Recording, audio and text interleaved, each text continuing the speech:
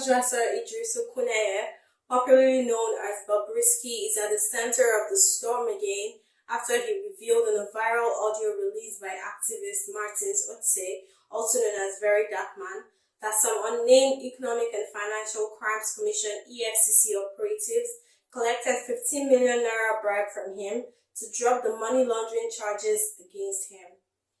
Recall that Bobrisky was sentenced to 6 months in prison in April by a federal high court sitting in Lagos after he pleaded guilty to a naira abuse charge preferred against him by the EFCC. He was released on August 5 after serving his terms. In a viral audio released yesterday, September 25, 2024, by Very Dark Man, Bobrisky was heard in a television conversation with an unknown person claiming that some unnamed EFCC operatives collected 15 million naira from him to drop a money laundering allegation which was initially included in the charges against him.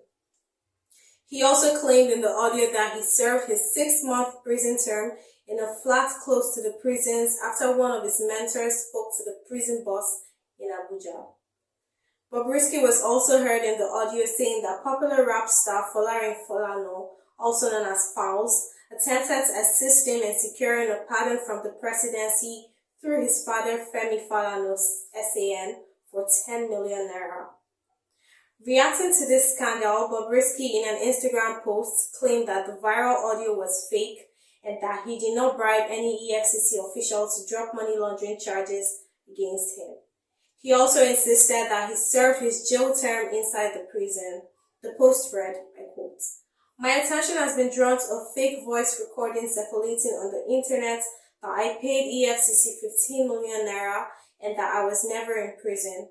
I didn't pay any EFCC money, which is a very big lie. I served my term in full and I came out. Discard any false information." End of quote.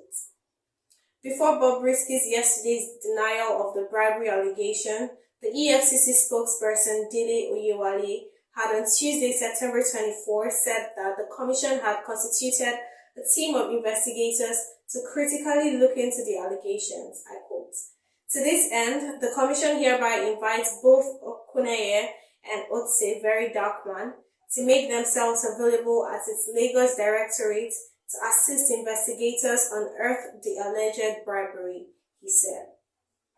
Reacting to the claim in the audio that he had facilitated legal representation for clemency by the presidency through his father Femi Falano, Fowls, yesterday in a letter to Very Dark Man, demanding an apology for the attempt to tarnish his image, stated that most of the claims in the viral audio were false. The letter reads in parts, and I quote, "To set the record straight, our client never at any point initiated a conversation with Mr. Idris Okuneye. Our client has documentary evidence that Mr. Okuneye was the one who initiated the call. Specifically, on May 4, 2024, Bobrisky contacted our client requesting a phone conversation with him. Our client willingly obliged, believing he might require legal advice regarding the naira abuse charges against him.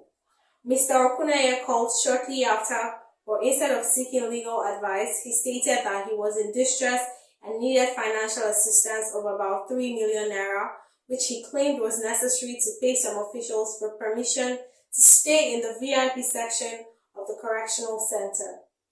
Our client advised him that there was no need to pay the officials. However, Mr. Okuneye claimed that his lawyers had mishandled his case by advising him to plead guilty to the charges against him. He insisted on his request for money, which our client continuously disapproved.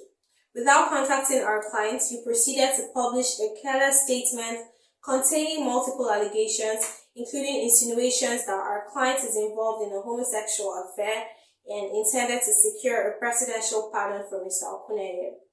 The direct implication of your false, misleading, and defamatory statements is that our client, Mr. Folarin Folano, also known as Fowls, colluded with Bobrisky to obstruct justice for financial gain. The entire publication was a vicious, reckless attempt to impugn the reputation of our client and to tarnish his standing in the eyes of the right-thinking members of the public. We therefore demand an immediate retraction of the offensive and derogatory publication, as well as a permanently published apology on all platforms where it has been disseminated, without any justification whatsoever. End of quote. Meanwhile, the federal government has ordered an unconditional and comprehensive investigation into the allegations of bribery and corruption within the Nigerian Correctional Service. Minister of Interior Olubunmi Tunji disclosed this in a statement issued yesterday in Abuja and signed by his special assistant on media, Babatunde Alao.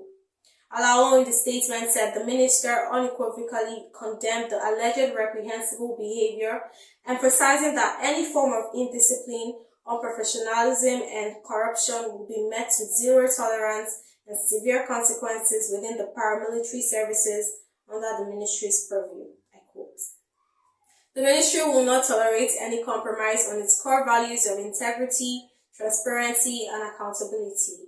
We will leave no stone unturned in rooting out corruption and ensuring that those found culpable face the full wrath of the law, Dr. Olubunmi Tunji said.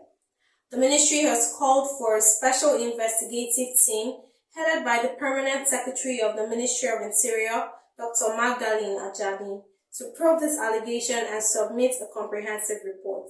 End of quote. The Nigerian Bar Association (NBA) described as disturbing an allegation that officials of the EFCC collected 15 million naira to drop a money laundering case against Bobrisky. The legal body, in a statement that was signed by its president, Mazi Afam Usigwe, SAN, while commending the anti-graft agency for its timely decision to probe the matter, however, demanded an independent investigation by the Attorneys General of the Federation and the Office of the National Security Advisor, NSA. It maintained that an urgent and thorough investigation was needed to determine whether the bribe was paid or at sometimes paid to influence the nature of charges brought against defendants in criminal cases. According to the NBA, which is the umbrella body of legal practitioners in the country, this investigation will also test the transparency of the investigative process and the procedures for charging defendants in court. On the claim in the audio against Femi Falana, the NBA president said, and I quote, "The NBA acknowledges that applying for a presidential pardon is a legitimate legal recourse available to any convict, as stipulated by law.